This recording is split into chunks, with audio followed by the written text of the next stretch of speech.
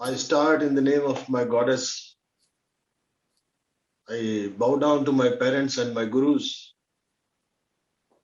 As I present before you a subject which is new, I'll be speaking for about 30 minutes because the points that I'm going to cover, each point would require some days to internalize. Here I am present today. My objective is to introduce the slideshow that I prepared in Hindi language vis-a-vis telegnosis, the diagnosis from a distance. That's what I want to convey by the word telegnosis. So this is the objective of today's my presentation, my submission before you wizards. You are all experts. I am highly illiterate man as far as the practicable knowledge is concerned. But I am presenting before you an idea. Just listen to me for 30 minutes without any prejudices. Because education does make a person prejudiced. Kindly bear with me for 30 minutes. I start with a famous couplet of a very famous professor of Urdu, Raghupati Nath Sahai, Firaq Gorakhpuri. He says, अंधेरे में कहीं देखो कोई जुगनू चमकता है, ये जमीन नूर से महरूम नहीं हो सकती. He says, look twice, focus in the darkness that you are facing. Look properly.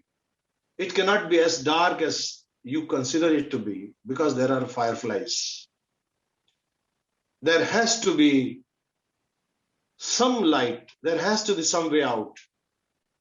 I want to interpret this in this way, that in the life, we are all experts in our fields, our respective fields. Somebody is an engineer, somebody is a doctor, somebody is this, somebody is that. We do well in our life. But there are occasions, more so with the poor people, who are stuck up with so many possibilities. They have meager resources and they have to do the best. We are all facing such situations in the life for thousands of years. Now, we have two types of capabilities to judge. In India, we say it is pratyaksh and anuman. Pratyaksh means the direct, the first-hand evidence. As we see in the sunlight, everything is clear around us. We can see everything. We can see the plants. We can smell it. Everything is available to us through our five sensory organs: eyes, ears, nose, taste, and skin. We are able to, though everything is working in their particular range of band, vibrations and all, but then we have five senses to judge the surroundings and we make decisions. As I said in that couplet, but when the information is not sufficient with us, when we feel incapable of taking decisions, what we do? For thousands of years, we have been depending heavily on the inferential abilities that we always bank upon. You take any field, in absence of sun, we use lamp, we use lanterns, which give us a very small area of light to decide. Now in the sun, I can see that I can go 10 miles on this road, but suppose it is pitch dark in the night, my lantern will say that I can walk on this path and I cannot see that after 100 feet there is a dead end. But that is the only choice that I have. So inferential ability in the light, in the lamp, the limited capability that we are gifted with, we are using it. Now I want to come to this second point, that however great as an expert we may be, but we have limitations.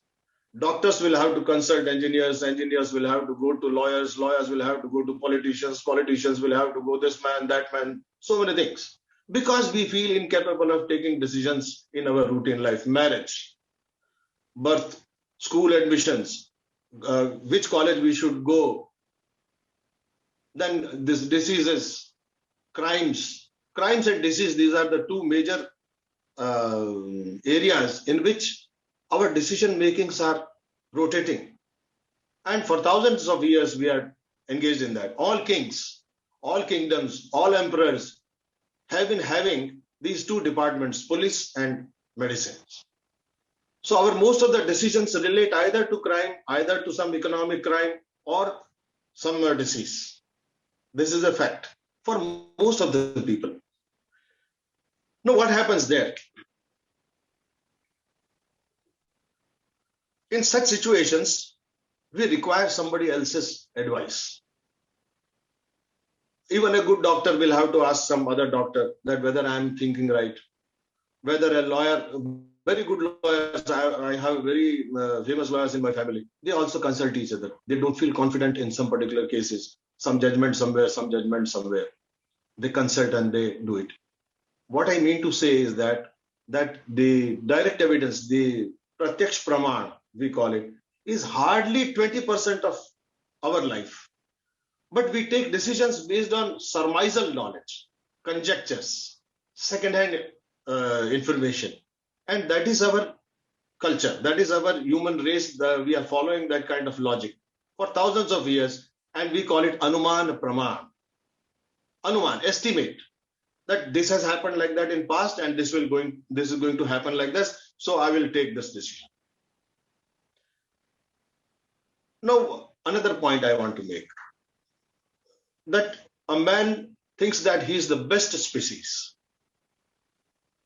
We consider ourselves to be the best intelligent people, species on this world, and nobody is better than us.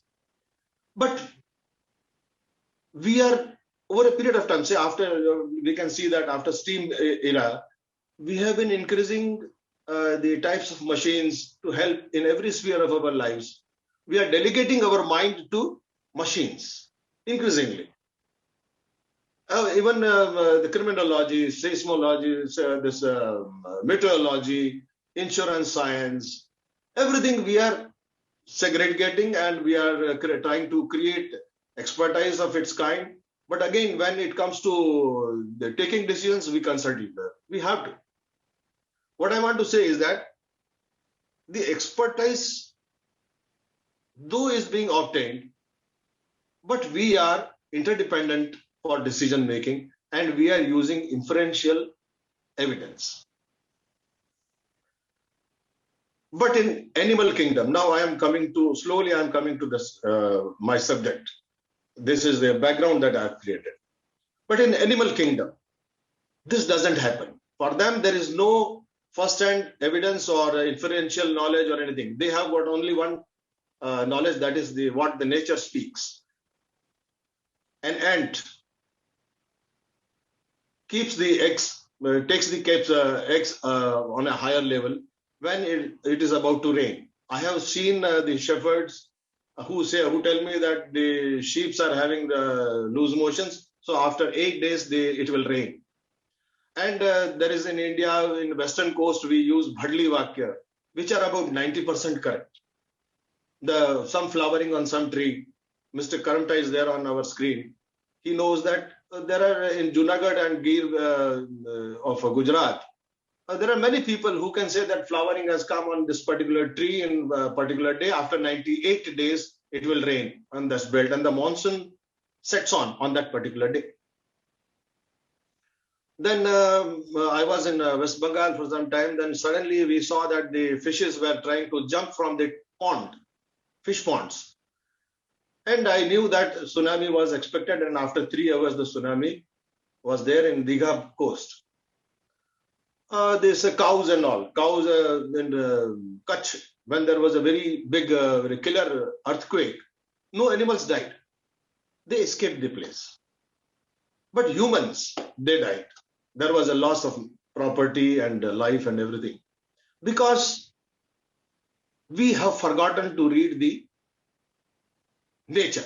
We think that what nature speaks is for the illiterate people, for the idiots, like that.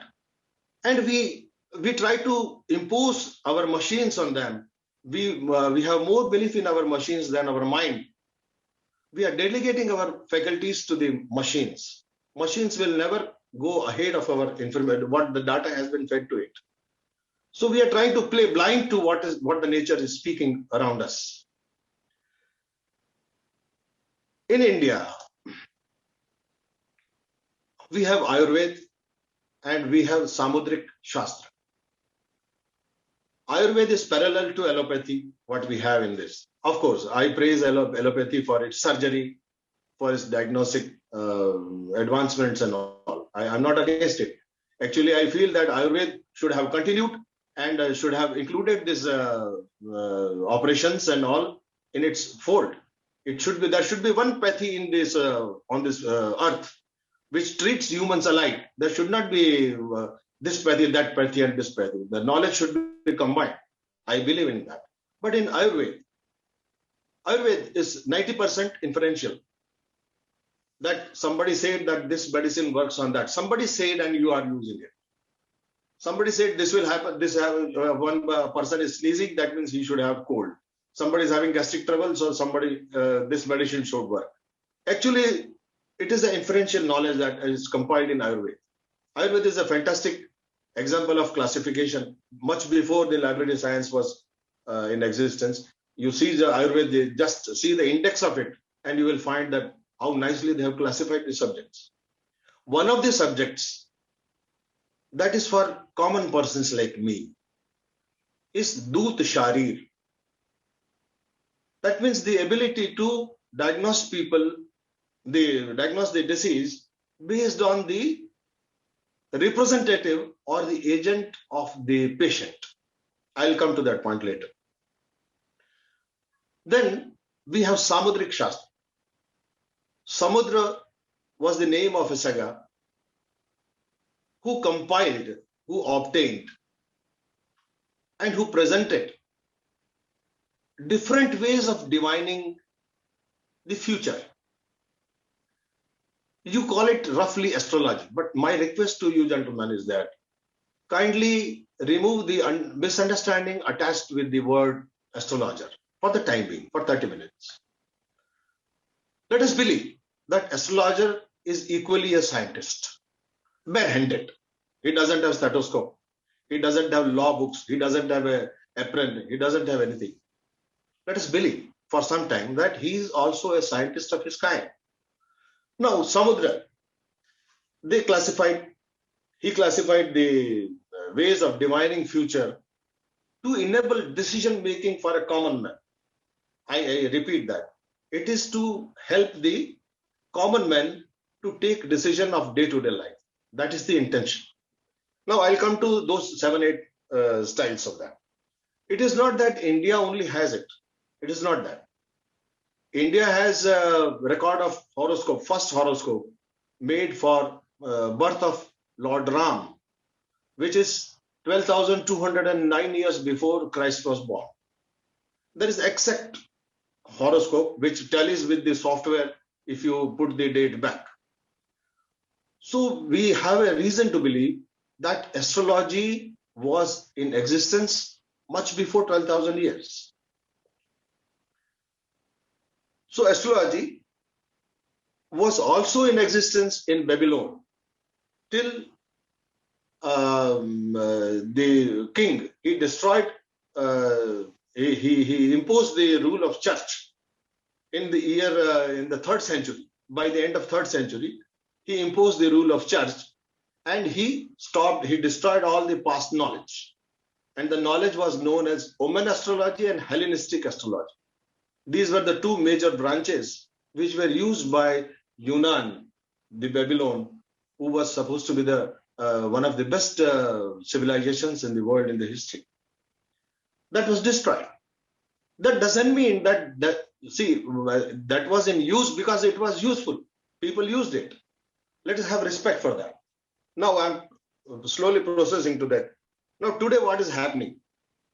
We all feel that share market, stock market, insurance business, agricultural loans, this industrial loans, the debts, the credit markets, this now cryptocurrency is coming. All these things are very fascinating and something they are moving automatically. But no, it is not so. If you go, I have been a banker. I know I was very close to the policymakers that in every nation of this world, the economic policies are made for coming 6 months. And the basis for those policies is nothing but inferential capability of I don't know who. They base their assumptions on meteorological department. Meteorological department says that the climate is going to be like this. Who knows it? Have you ever challenged them? You are challenging astrologers, but have you ever challenged those people who give the data for basing the economic policy for coming 6 months? You have satellite. Satellite is nothing but direct evidence, but it is for 15 days or so. It can say at the most that in the Bay of Bengal or in Atlantic there is a depression and there is going to be heavy rain. But it cannot tell you what is going to happen when the depression is going to take place after 3 months or 4 months. It cannot say. What I want to say is that our most of the life, most of our decisions, most of the decisions of our decision makers are based on inferential knowledge. Inferential knowledge, if you go deep into it, there is no evidence how they are taking that decision. Perhaps you will find them illiterate people. But that is what we are taking into consideration, and we are running our stock markets, we are running our industrial policies. What I want to say is that importance of inferential knowledge, surmisal evidence, second-hand knowledge is in existence, is very much in our life. I'll move on. I'll tell another point. Please keep this with you. One more point I'm adding to it. In the science of communication as a subject, we say that you cannot not communicate. You cannot not communicate. That means you are communicating at every moment. That is exactly what the animals do. Animals receive the communications from all their senses. They see the nature, they hear the nature, they smell the nature, they taste the nature, they feel the nature on their skin, and they take decision.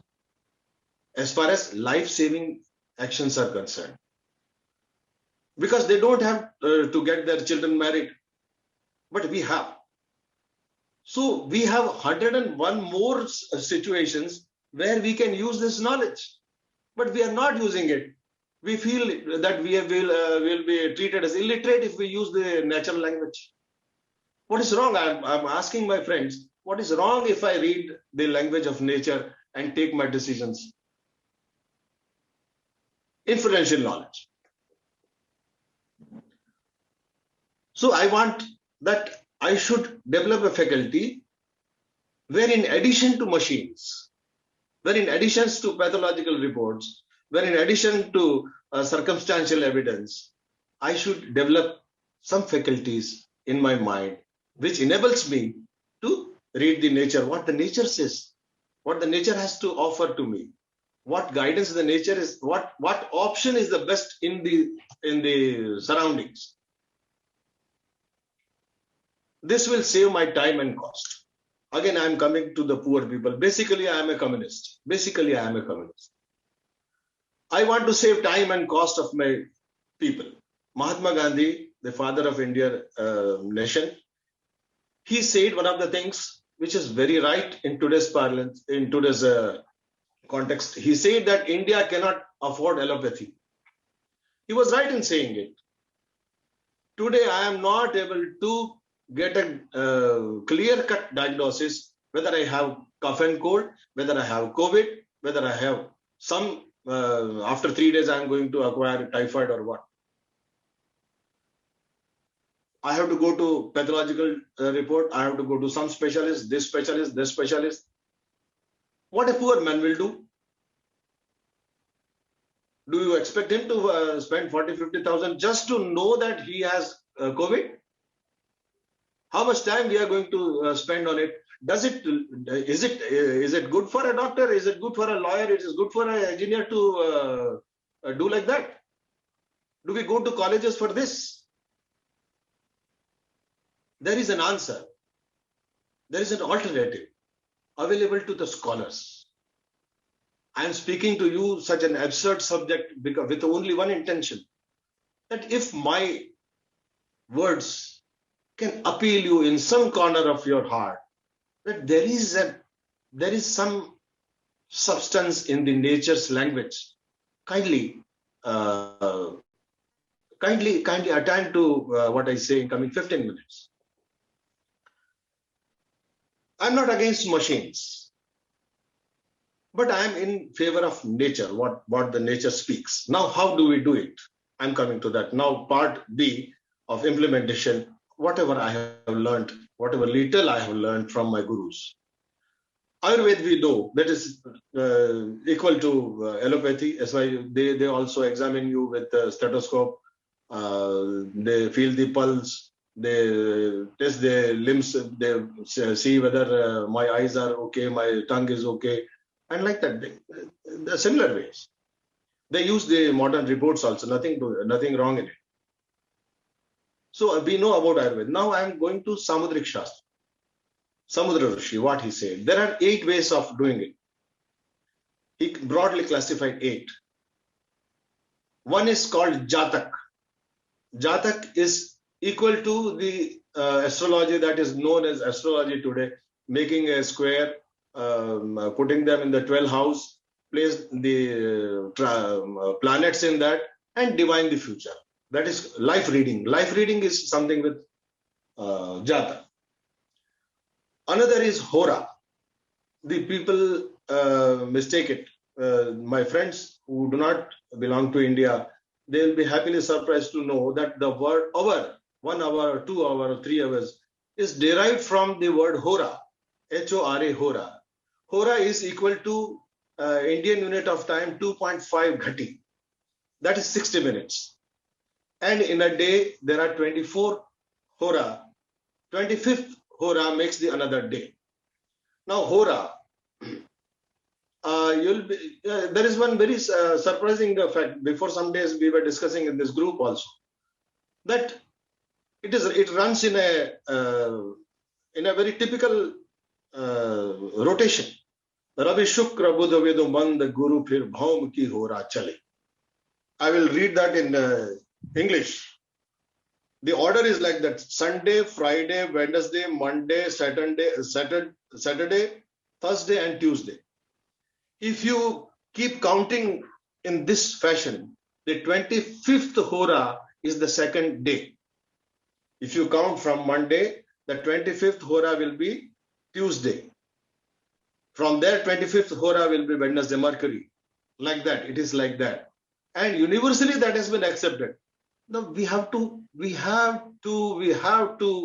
have this concept in our mind that there is some substance in that. Otherwise, nobody would have accepted this order. But everybody has accepted this order. That means the Hora science is much more acceptable and was definitely acceptable to the people who instilled this order of days. Fine. Now, Hora, every 6th or 7th hour is the owner of that day. On Wednesday, around 12:30 or so, again it will be Hora of Wednesday, Mercury. On Thursday, at 12:30, the Hora will be that ruled by Jupiter. So that is called as Vijay Muhurth. Most of the good things, if you do in those hours, there are chances. It has been inferred that there are better chances of success if you initiate your good work during those hours. There are bad Horas also. It has been informed. Why not to take advantage of that knowledge? Why not to test it actually? Why not to test it? Why not to try it? We are all people in the field of exploring new things. I request you to test this. You may find some good things in that. Otherwise, it would not have been there for thousands of years. Allopathy is changing every 50 years. This has not changed for thousands of years. There has to be some substance. I challenge it. Let us test it. You will find some substance in it. Let us not reject it. I'm coming to the third one, which is very important. We call it Swar Shastra. Swar is breathing from nostril. Left nostril, right nostril, and both nostrils. Left is called as Chandra, that is moon, ruled by moon. Right is ruled by sun. And the middle one, the middle neural system, I do not know what word should be used for that. Dr. Sudhir Shah can guide us. That the system in between these two nostrils throughout the body is called as Sushumna, which is ruled by fire element. Now, fourth is Lakshan Shastra. Lakshan is a word for signs, for features, for symptoms. Now in Ayurveda, we use this word in Dut Lakshana. That means the signs of a good agent, a representative. Rishta Lakshana. That means the signs of death. Which are the symptoms, which are the signs in a particular disease, in a particular patient that indicate death, certain death, that indicate improvement. There is a system. In Ayurveda, there are chapters on it that it is generally given disease-wise, major disease-wise, that in this particular disease, if somebody has this signs, the death is certain after these many days, within these many days, like that. It is indicated. So, and they say that Arishtam Nasti Maranam, without those signs, the person doesn't die. In those particular diseases, I'm not talking about heart attacks or something like that. Heart attack can come anytime. And Ayurveda is not something heavenly book that it can divine it. No. Then comes Nimitta. Nimitta is, our Mahabharata is replete with Nimitta. Nimitta is what I call environmentograph. It is the photograph of what we have received as communication through our five sensory organs, internalized it, processed it, sent to our mind, and taken a decision. That long process is Nimitta. Something is happening somewhere. It cannot happen without any reason. Nothing is happening without any reason. Everything has a reason, provided we can see it. That is more important. But the viewer is not there. That is the whole problem.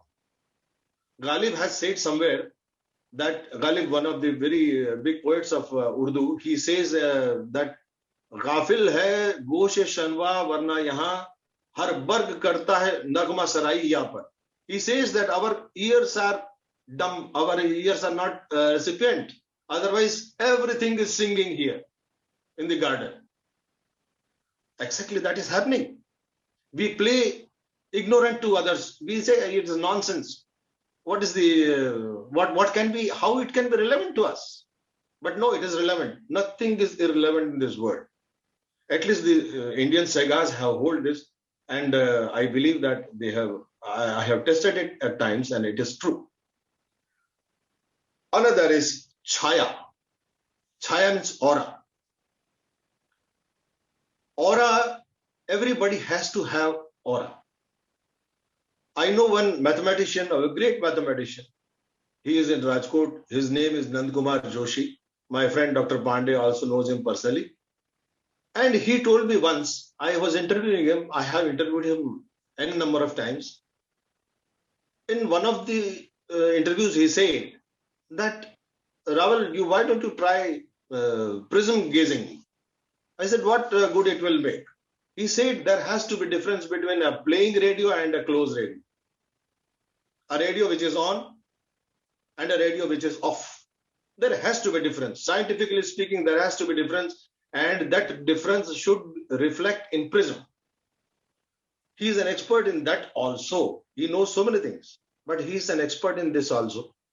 And he says that everything has an aura, everything has a spectrum of colors, and based on that, he can say that whether this man is going to fall sick, what is the nature of this man, in what field he is mentally active.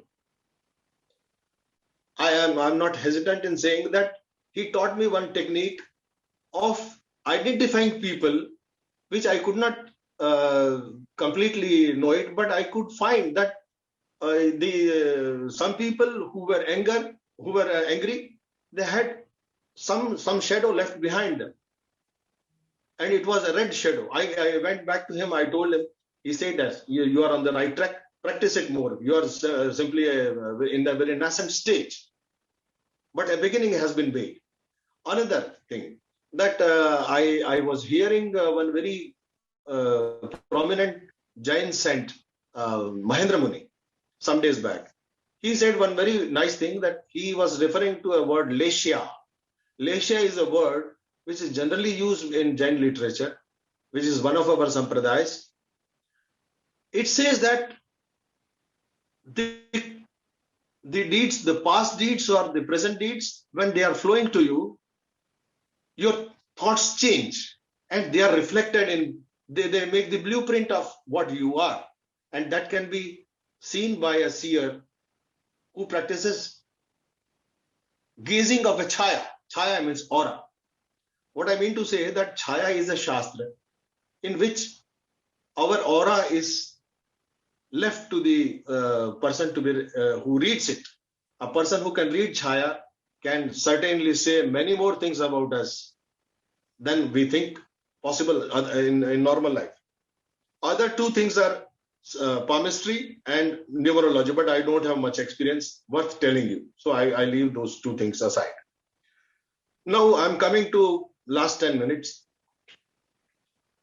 That when we are faced with the situations where we have to decide based on our limited knowledge and we do not have adequate support, then we pose a question to somebody else. Now that question is again included in a very fantastic book called as Prashna Mark. It was written by a saint about 2000 years back in Kerala in India. His name was Harihar. And it has been translated into English. It is available on internet. The name is Prashna Mark Part 1. Part 1 deals with what I am going to say in coming 5 minutes, that there has to be a question. The question should not be a challenge. There is a difference between question and a challenge. Suppose you try to test my knowledge, that is a challenge. That there is no question at all. For a question to be a question, there has to be a genuinity in that. It should be a genuine question. Either it should have been asked by himself or by his representative, but there has to be a question. There should be a genuine question. If a question is there, the answer has to be there. And they say that question and answer are just two sides of the coin. They are not two different things. So it is possible to read the answer in the language of nature. We have to fall back to the nature, and the answer would be present there and then at that very moment, available to us through our sensory organs, what the nature is speaking, what the chaya, what the aura says, what the lakshan, what the signs are, what symptoms are available, what swar is working, what lakshan is seen, what hora is running, what hour is running. If we can combine all these things, the answer is present very much before us. That is what the effort is. And that's what I call as integrated horary astrology, which I have submitted to you on YouTube in Hindi. And as Artiji said, it could be translated properly by a person who has sufficient command on English language. I have a working knowledge of English. I do not possess any expertise on that language. Now, as I said, that it is not mathematics. Otherwise, the animals would not have been successful in escaping the earthquake. It is neither meditation. It is not for yogis. It is for people like me who are interested in it and who are using that knowledge. When a person, an illiterate person, a highly illogical man, a mess, can use it, why you cannot use it? You people have a good track record. You people are known for your expertise. If people like you experiment it,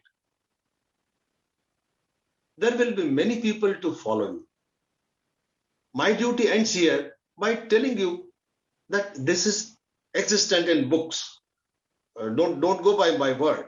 I am simply like an index. I am showing that this is here, this is there. And of course, with some experience I have, I can say that there is substance in it. Kindly do some experiment on it. That's what I can say. I will tell one last point, which you might not have heard so far, that in India, we have a tradition of taking exam of an astrologer, to whom we generally treat as idiots. How in the old days, how the royal astrologer was appointed? I'm telling you that. The king will be sitting in a distant room. He will be holding something in his fist. The astrologer has to come, the candidate. He has to come and he has to tell what is the shape, what is the color, what could be the taste, what is the shape, like that. And if out of 5 he qualifies in 3, he'll be appointed. If he qualifies for 4, just think how much inferential capability he has in his mind. This is called as Mushti Prashna. This is the final and the highest examination of any astrologer, any scientist who claims that he can understand the nature. Try it with whatever knowledge you have, with whatever confidence you have in your life. Can you tell what is there in your fist? Tell me. But in India, we have a science like that. It is very much existent. It is just not like making a horoscope. It has to be a holistic approach, what the nature speaks. And that is available in the fist. And I have seen people who can do this Mushti Prashna. Of course, they are not easily available, but if we are in search of those people, they are available to us. At the same time, this is another extreme. I am going to the another extreme, that in India we have one mythological story that the ultimate summation of knowledge, Lord Shiva, he had 2 sons, Kartikeya and Ganesh, and he delegated this study to them, that Kartikeya, being the elder son, he was handed over the 7 ways of divining, and Ganesh was given this astrology. He said that you go from right, you go from left, and travel across the universe and come back and report to me how this astrological techniques work. After some time, when both the brothers came back to the father, the elder brother said that with all 7 techniques, I am correct only up to 33%. Ganesh ji said, I am also correct up to 33%. So if a person is a combine of Kartikeya and Ganesh, the 2 wizards, still the accuracy or the confidence with which you can say cannot go more than 66%. We remain humans. As I said, the lamp can show you only a limited area. It cannot become sun, but it gives you support. So the science is working, but we cannot guarantee that it is 100% true. Can you say that what is the pulse rate of a man based on the pathological report? Nobody can say. No science is perfect. This is also not perfect, but this is helpful. As helpful as your pathological reports, as helpful as the satellite image of a storm, as helpful, but the cost is less. It enables you to take decision on the spot. That is the advantage of it. coming to the last point, that on this illogical looking philosophy, we have started a small experiment on this called telegnosis. 2 doctors have joined, some more can join, just to test it. The input is only the gender and the age of the patient, and we are trying to know what is the seat of the disease, whether it can be cured, what pathological reports are required, whether it can be resolved by the family issues, whether it can be solved by the social surroundings, whether it is because of the professional pressure. We are trying to touch those about 8-10 parameters and trying to help. Sort of it is kind of a second opinion. We are trying to test to what extent this telegnosis, this environmentograph, can be of service to the humankind by reducing the cost and time in diagnosis of the disease. It is applicable equally to all fields. Dr. Pandey is a witness for that. That it is applicable to police also. We have, when there is no clue who murdered this man, the body is lying somewhere and without any identification mark, without any proof at who is that, there this starts. And we are helpful to the police also.